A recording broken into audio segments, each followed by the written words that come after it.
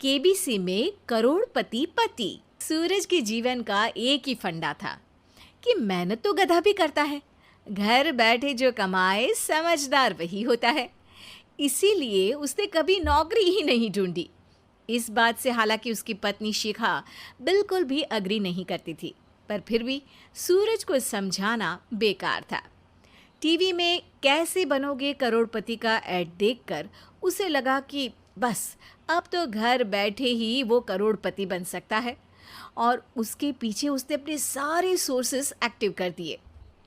2 हफ्ते में उसके कलीग के साले के पड़ोसी के बेटे का सोर्स निकलता है जो कि उसे शो में पहुंचा सकता है, और सूरज उससे मिलने चला जाता है।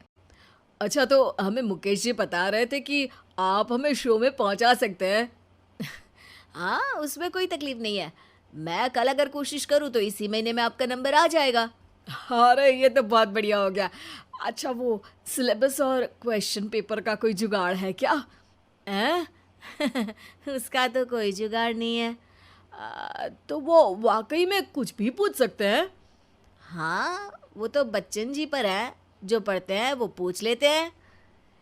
पहली कोशिश फेल होने पर अब सूरज के सामने एक बहुत बड़ा सवाल था कि आखिर जवाब कहाँ से लाए। तब शिखा ने एक सजेशन दिया, क्यों ना सूरज अपने चचेरे भाई सुमित से मदद मांगे, जो कि यूपीएससी की तैयारी कर रहा था। हालांकि इतनी मेहनत करना सूरज को समझ में नहीं आता था, पर कोई और रास्ता ना मिलने पर वो आखिर सुमित से बात करता है। अरे सुमित, हमारा कैसे बनोगे करोड़पति के लिए सिलेक्शन होने वाला है।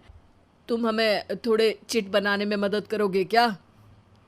अरे भैया, चिट बनाए तो सालों हो गए, उसमें हमारा एक्सपर्टीज नहीं है, बल्कि आप बोलो तो हम आपकी पढ़ने में ज़रूर मदद कर सकते हैं। हट, कैसी अनाप शराब बातें कर रहा है तू। सूरज ने सुमित को मना तो कर दिया था, पर तैयारी करने के सिवाय कोई चारा उसे दिख भी नहीं रहा था, खासकर जब 12 के पेपर लीक करने के एक्सपर्ट शुक्ला जो भी हाथ जोड़ लेते हैं।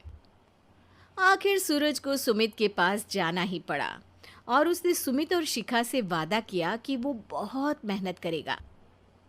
1 महीने की तैयारी के बाद फाइनल हुआ कि शो से 1 हफ्ते पहले एक ट्रायल खेला जाएगा, जहां पर सारे रिश्तेदार ऑडियंस की जगह पर होंगे और शिखा सवाल पूछेगी। दूर दराज से भी रिश्तेदार आकर हाजिर हो गए देखने कि आखिर कैसे बनेगा सुमित करोड़पति।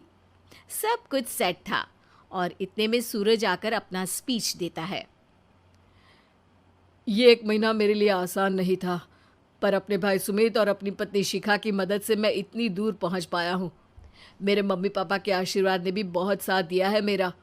मैं उम्मीद करता हूँ कि आज के शो में आप लोगों को बहुत मज़ा आएगा। साक्षी पहला सवाल पूछती है और पूरे कमरे में सन्नाटा छा जाता है। इंडिया में कितने स्टेट्स हैं?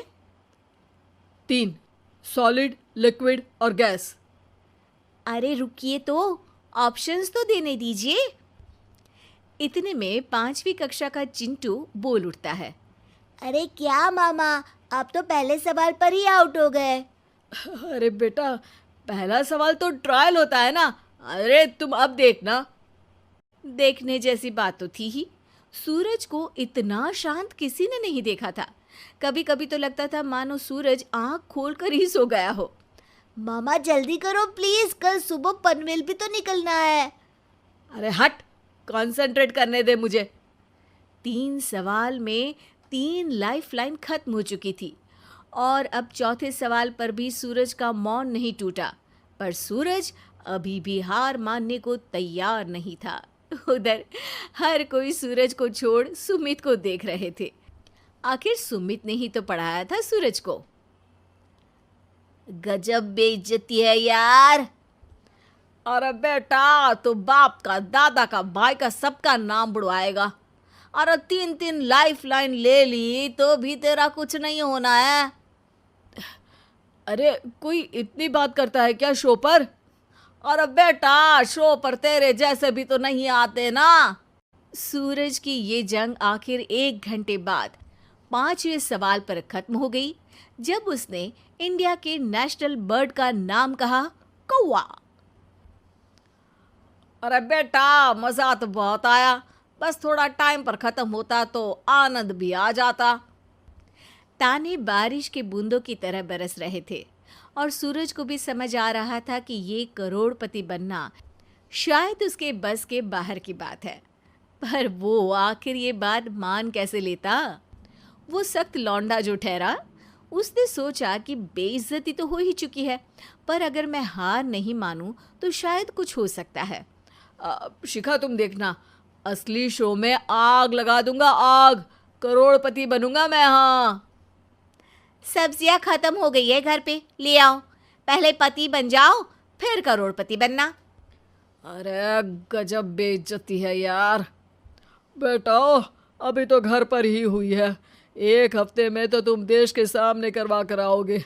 वैसे जब टीवी पर जाओ ना, तो बस अपने मम्मी का ही नाम लेना, ठीक है? कोई पूछे तो बोलना कि पापा नहीं है मेरे। अरे पढ़ाई की, पेपर निकलवाए, इतने सारे लोगों को खाना खिलवाया, क्या फ़र्क पड़ा? इसीलिए मैं कहता हूँ कि मेहनत तो गधा भी करता है, घर बैठे जो कमाए वही सिकंदर।